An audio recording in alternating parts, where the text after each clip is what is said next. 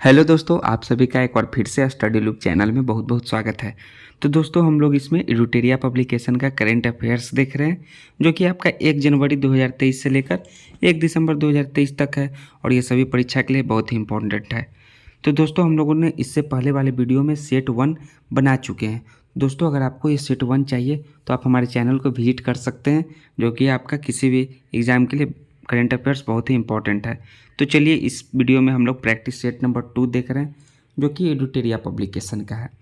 तो चलिए, हमारा प्रैक्टिस सेट नंबर 2 का पहला प्रश्न क्या है। इंटरनेशनल माइग्रेशन आउटलुक 2023 के अनुसार 2021 और 22 में आर्थिक सहयोग और विकास संगठन, जो कि OECD, देशों में सबसे अधिक अंतर्राष्ट्रीय प्रवास प्रवाह किस देश में हुआ है। तो देखिए, ऑप्शन ए है आपका सिंगापुर, बी है आपका इजराइल, सी है आपका अफगानिस्तान और भारत। तो देखिए, इसका करेक्ट आंसर जो होगा दोस्तों, वो होगा आपका भारत। इसमें भारत में सबसे अधिक हुआ है अंतर्राष्ट्रीय प्रवास प्रवाह, यानी कि ऑप्शन नंबर डी इसका करेक्ट आंसर है। नेक्स्ट है हमारा, किस राज्य में पहली बार पेंट ब्रश स्विफ्ट तितली की तस्वीर खींची गई और उसका दस्तावेजीकरण किया गया है। तो उस राज्य का नाम बताना है। इसका जो राइट आंसर होगा वो हिमाचल प्रदेश में जो है पहली बार जो पेंट ब्रश स्विफ्ट तितली की तस्वीर खींची गई थी। ऑप्शन नंबर बी इसका राइट आंसर है। विश्व पर्यटन संगठन द्वारा भारत के किस गांव को सर्वश्रेष्ठ पर्यटन गांव 2023 का पुरस्कार दिया गया है। तो कौन सा गांव है दोस्तों, वो है आपका धोडो, जो कि आपका गुजरात में है। किस राज्य में? गुजरात में धोडो गांव। ऑप्शन नंबर डी इसका करेक्ट आंसर होगा। रक्षा मंत्री राजनाथ सिंह 21 अक्टूबर 2023 को किस शहर में भारतीय सैन्य विरासत महोत्सव के पहले संस्करण का उद्घाटन किए। तो वो है आपके नई दिल्ली में। किस में? नई दिल्ली में, यानी कि ऑप्शन ए राइट आंसर है। भारत में क्षेत्रीय रैपिड ट्रांजिस्टर सिस्टम RRTS के शुभारंभ के अवसर पर साहिबाबाद के दुहाई डिपो से जोड़ने वाली किस ट्रेन को हरी झंडी दिखाई गई है। तो चलिए, आप ट्रेन का ये नाम देख लीजिए। पहला ट्रेन नंबर है ये train Vande Bharat rapid x, जय हिंद भारत रैपिड एक्स, नमो भारत रैपिड एक्स या अटल भारत रैपिड एक्स। तो यह है दोस्तों आपका नमो भारत रैपिड एक्स ट्रेन, यानी कि ऑप्शन सी करेक्ट आंसर है। 18 अक्टूबर 2023 को राष्ट्रपति द्रौपदी मुर्मू ने किस राज्य के चतुर्थ कृषि रोड मैप, जो कि 2023 से 28 का शुभारंभ किया। तो हमारा राज्य बिहार राज्य। कौन सा? बिहार राज्य। सो इसका भी करेक्ट ऑप्शन सी ही होगा दोस्तों। नेक्स्ट है हमारा, automated permanent academic account registry, जो कि APR अपार अपार के संदर्भ में निम्नलिखित कथनों पर विचार करें। तो चलिए, पहला कथन है इसे शिक्षा मंत्रालय द्वारा लॉन्च किया गया है। तो ये कथन ये सही है आपका दोस्तों। APRAR के तहत प्री प्राइमरी से लेकर उच्च शिक्षा तक प्रत्येक छात्रों को एक विशिष्ट पहचान संख्या मिलेगी। तो ये भी कथन सही है दोस्तों अपार के संबंध में, यानी कि ऑप्शन नंबर सी दोनों करेक्ट हैं। किस मामले में सर्वोच्च न्यायालय की 5 न्यायाधीशों की संविधान पीठ ने समलैंगिक विवाह को वैध बनाने से इनकार कर दिया। तो कौन सा मामला है? Social and human right action बनाम यूनियन ऑफ इंडिया एंड अन, ये गलत है। प्रूनिस्ट बिस्ट बनाम यूनियन ऑफ इंडिया, ये भी गलत है। Peoples union for democratic rights बनाम यूनियन ऑफ इंडिया, ये भी गलत है। सुप्रीमो और अन बनाम यूनियन बैंक ऑफ इंडिया मामला। जी दोस्तों, ये ऑप्शन नंबर डी इसका राइट आंसर होगा 8 प्रश्न का। नेक्स्ट है, किस संगठन ने सस्ते पानी की ऊंची कीमत शीर्षक से रिपोर्ट जारी की है। तो उस संगठन का नाम है world wide fund for nature, यानी कि ऑप्शन नंबर बी इसका करेक्ट आंसर होगा दोस्तों। नोबेल शांति पुरस्कार विजेता मार्टी अहतिसारी, जिनका हाल ही में निधन हो गया, किस देश के 10वें राष्ट्रपति थे। कौन से 10वें राष्ट्रपति थे? मार्टी अहतिसारी। तो ये बहुत ही इंपॉर्टेंट प्रश्न है दोस्तों। वो थे फिनलैंड के, यानी कि इसका करेक्ट ऑप्शन सी होगा। केरल के विझिनजाम बंदरगाह पर पहुंचने वाला पहला मालवाहक जहाज कौन सा है? क्या है? विझिनजाम बंदरगाह पर। तो इसका जो राइट आंसर है आपका जेनहुआ 15, ये ऑप्शन सी इसका करेक्ट आंसर है। हेपेटाइटिस सी के उन्मूलन की दिशा में WHO द्वारा गोल्ड टियर का दर्जा हासिल करने वाला पहला देश कौन बन गया है? तो है आपका दोस्तों Israel. Option number D correct answer है इसका। विदेश मंत्री एस जयशंकर ने अक्टूबर 2023 में किस शहर में नोबेल पुरस्कार विजेता लेखक कवि रविन्द्रनाथ टैगोर की प्रतिमा का उद्घाटन किया? तो है आपका बाक निन्ह सिटी जो कि वियतनाम में है। सो ऑप्शन डी इसका करेक्ट आंसर है। नेक्स्ट है हमारा 16 अक्टूबर 23 को भारत ने किस देश के साथ अपनी पहली 2+2 विदेश और रक्षा वार्ता आयोजित की है? तो है ब्रिटेन के साथ। सो ऑप्शन नंबर बी इसका करेक्ट आंसर होगा दोस्तों, ब्रिटेन। नेक्स्ट है विश्व स्वास्थ्य शिखर सम्मेलन 2023 का आयोजन कहाँ किया गया, जिसका थीम था a defining year for global health action है? तो इसका सम्मेलन जो है का जो आयोजन हुआ था आपका जर्मनी देश में, यानी ऑप्शन नंबर सी इसका करेक्ट आंसर होगा दोस्तों।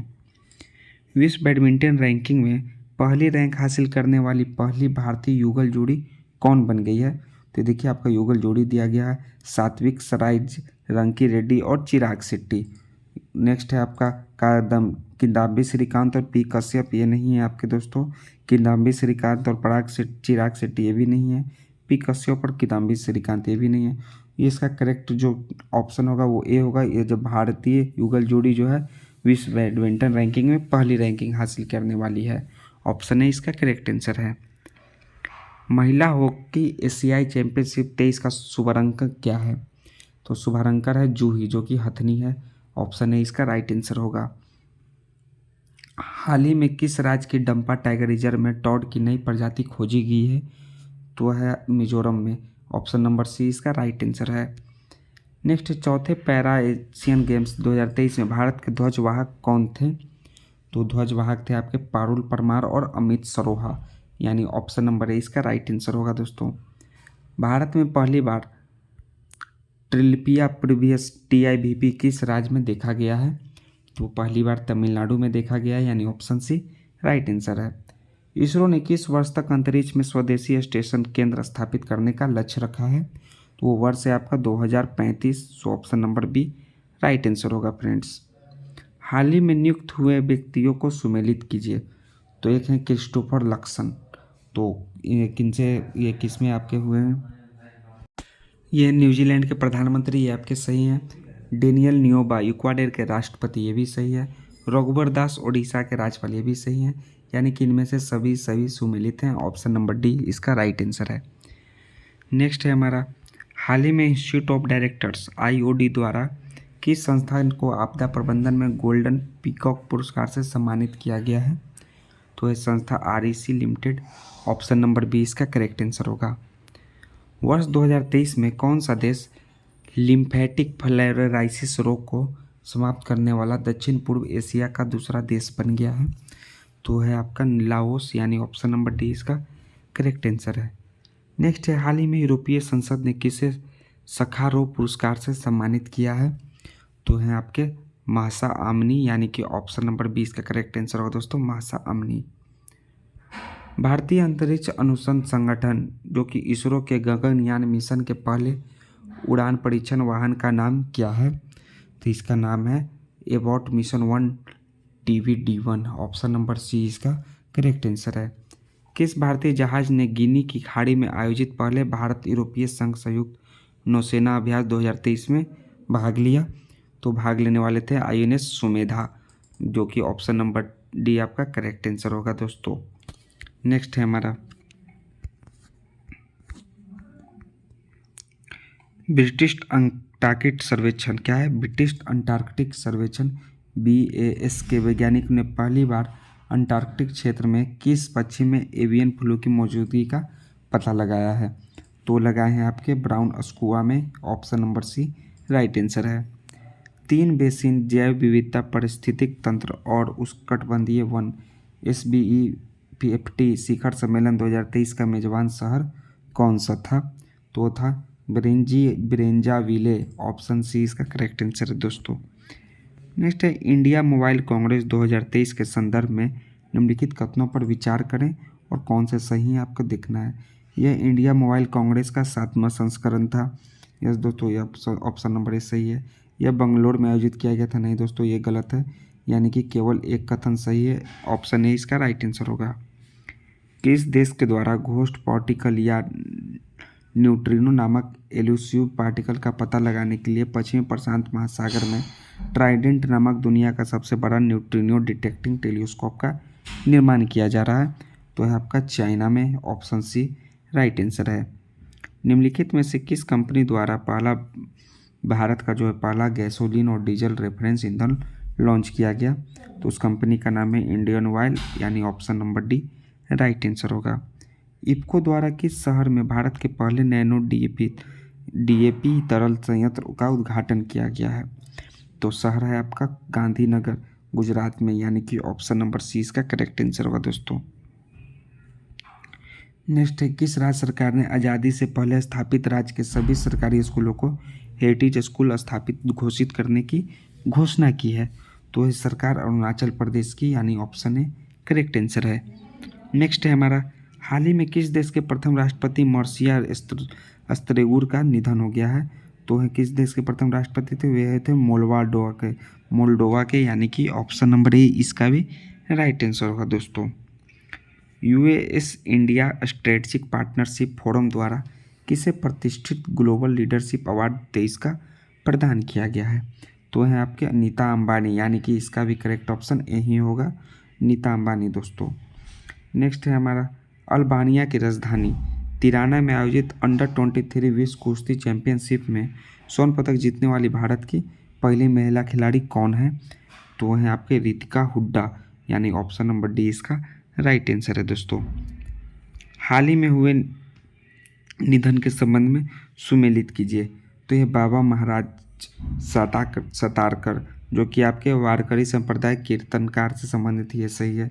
प्रोफेसर सलीमुल हक, जलवायु परिवर्तन विशेषज्ञ, ये भी सही है। बिशन सिंह बेदी, भारतीय क्रिकेटर, ये भी सही, यानी कि ऑप्शन नंबर डी जो कि सही कथन से जो है सही सुमेलित है, यानी कि ऑप्शन डी राइट आंसर होगा दोस्तों। एशियाई पैरा खेल 2023 से संबंधित निम्नलिखित कथनों पर विचार कीजिए। और ये कथन आपका दिया गया है और इसमें जो है आपका कौन कौन सा सही है और कौन कौन से गलत है आपको देखना है। तो चलिए, आपका पहला कथन क्या है? इसका आयोजन चीन के हुआंजुंग में किया गया, ये सही है। भारतीय पैरा बैडमिंटन खिलाड़ी प्रमोद भगत ने स्वर्ण जीता, ये भी कथन सही है।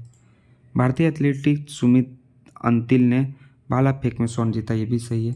तो ऑप्शन नंबर 1 और 2 और 3 तीनों सही है, सी इसका करेक्ट आंसर होगा।